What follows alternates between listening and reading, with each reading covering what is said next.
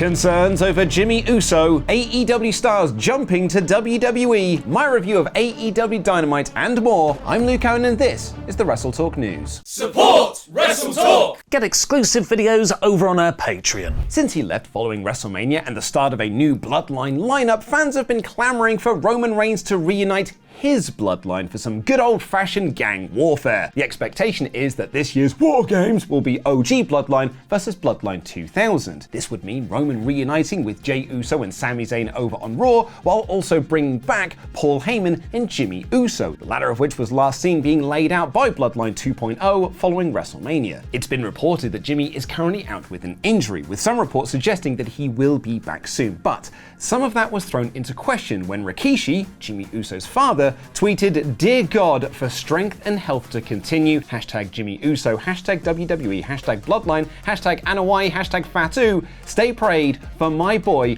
hashtag Jonathan Fatu." Obviously, this had alarm bells ringing among fans, leading to Fightful's Sean Ross Sapp to do some digging. And thankfully, according to his findings, Jimmy is in fact fine. Sean tweeted, "In following up with people in WWE, they say they've spoken to Jimmy Uso, who says he's fine. I don't have any further context beyond that." In a surprise to absolutely no one, Ricky Starks was not on AEW TV last night. He, in fact, has not been seen on AEW TV since March. While some of that has been explained away with injury, the reports are that Starks has been cleared for a while. There just isn't any creative for him. The rumor and scuttlebutt is that Starks has already made the decision that he'll be heading to WWE once his AEW contract expires. He was seen at WrestleMania 40 as a guest of Cody Rhodes. But as it currently stands, according to Sean Ross Sapp, that won't be anytime soon. As he writes on Fightful Select, that Starks is still under contract with AEW. And if there was any hope that something might be worked out between the two parties, that might also have been squashed, as Sean Ross Sapp adds that Starks has not even been backstage as of late. There's no word or confirmation when Starks' deal does expire, but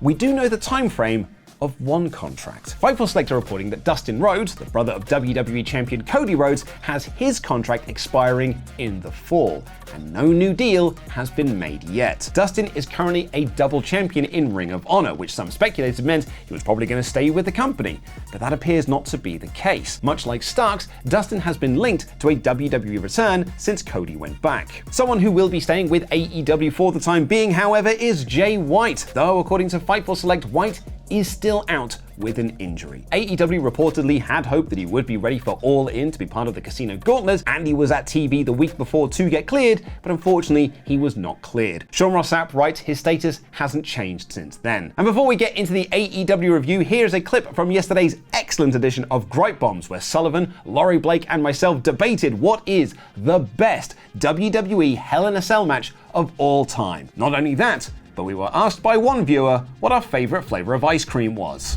Mint choc chip specifically. Yeah, It's become its own thing. Actually, you could even say that maybe After Eights and Arrows came about because of mint choc chip, maybe. Yeah. My favorite flavors of ice cream are difficult to come by in other places because they're mostly from this Kawartha Dairy ice cream in Toronto and the Greater Ontario area. I love a blueberry cheesecake from there. Nice. In general, if I'm just going and getting like a tub of Ben and Jerry's or whatever, chocolate chip cookie dough has always been my classic go-to. Also like a raspberry ripple. Oh, classic. Yeah, Rum and classic. raisin. Yeah, rum and raisin. Oh, rum and raisin. And Neapolitan. Neapolitan's great. Yeah. Neapolitan's Underrated. great. Rum and raisin, the choice of a pervert, but that's fine. And now it's time for my review of AEW Dynamite, aka the Beast Mortis edition of AEW Dynamite, in about 5 minutes. The show opened with something I have very little interest in, that being Orange Cassidy versus Chris Jericho. This feud has been fine, and I like the callback to something that happened 4 years ago, but the angle last week did as little for me as the damage was done to Chris Jericho's car, and the stuff at CMLL over the weekend was broadly fine.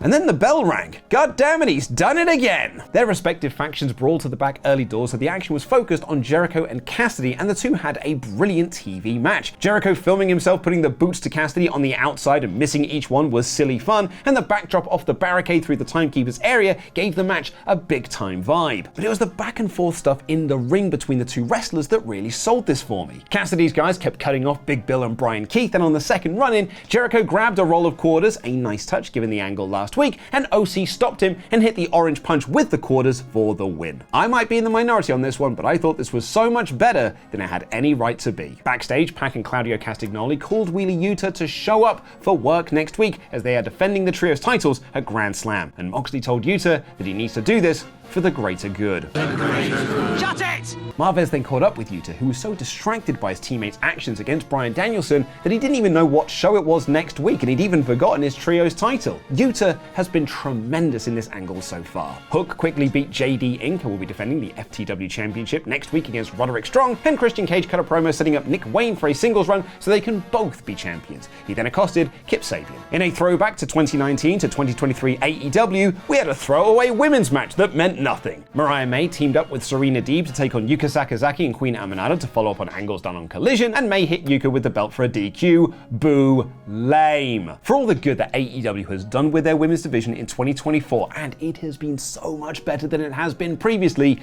this felt like such a step backwards. One match, no Grand Slam match announcement, it came later on social media, and a challenger that hasn't been built enough to feel credible. It feels like the main roster women's scene is just treading water until Mina Shirakawa shows up, which she announced later on she will, or when Toni Storm returns. Do better, AEW. Now look, we got such a good video package for the feud between Nigel McGuinness and Bryan Danielson that I thought words can't do this justice. So I made this. It's this awesome video where it shows. So I thought I'd make it between Bryan Danielson. So I thought I'd make a video to try and recreate it. Can we play that? Sorry, I'm technically. Right. Okay. Right. I think it's now ready to watch. History between Bryan Danielson and Nigel McGuinness. No. It's still. No, we still appear to be having some technical. Fine. Do you know what? I'll just recap it myself. This was an awesome video package. I just wish we could get a deal to interview Generico, Steen, and Punk to do a full Ring of Honor documentary like this. I also wish the announcement for this match last week wasn't so clunky. Moxley, Claudio, Marina Shafir came out for a promo, but were jumped by Private Party and Commander after they were jumped last week, and it did not go well for them. And Moxley told Isaiah Cassidy that they are in the same position they were 5 years ago and smashed his hand with a hammer. Darby ran in for the save and told Mox that he will run right through him at Grand Slam and then have his title shot against Bryan Danielson WrestleDream. This was a good angle, and it got over this new Blackpool Combat Club very, very effectively. Bringing up Private Party's lack of push is an interesting direction, and I loved the visual of Marina Shafir holding back Claudio so Mox could handle his own business with Darby. I'm really excited for that match next week, despite its clunky setup. Jack Perry got a cool video package that actually played fine, and then came Ricochet versus Beast Mortis. We talked a lot about how maybe this Ricochet and AEW thing hasn't got off to the hottest start. It's been good, but I think some of us expected more, given Ricochet told us to expect more. His match with Kyle Fletcher was good. His match with Sammy Guevara was good, though Sammy took too much of it for my liking, so I was hoping that this Beast Mortis match would be the one. And it was. This match ruled. Beast Mortis is so awesome, and it showed off the Ricochet we've been wanting to see in AEW. He did all of his cool stuff, he did all of his cool flips, he had great sequences with the larger man, sold great, and won with the Vertigo. This was superb. He later had a backstage segment with Will Ospreay to set up an international championship match at the 5th anniversary show in 2 weeks' time. This was all excellent, and doing Will versus Rick now and on a big TV episode is such a smart move. Give the fans what they want. Tony Schiavone was a human mic stand for a Hangman Page promo who noted that he ran Swerve out of the company, but there were still a lot of people cheering for him while he was gone. Some of the boys in the back, these fans, but there was one voice that was louder than the others. And it was you, Tony Schiavone! Uh-oh, Tony, run! Jarrett ran down for the save, saying the last Outlaw will get his hands on Page soon. This was all awesome. And the main event saw Will Ospreay, Kyle Fletcher, and Konosuke Takeshita take on the Elite in a fabulous trios match. A great reminder of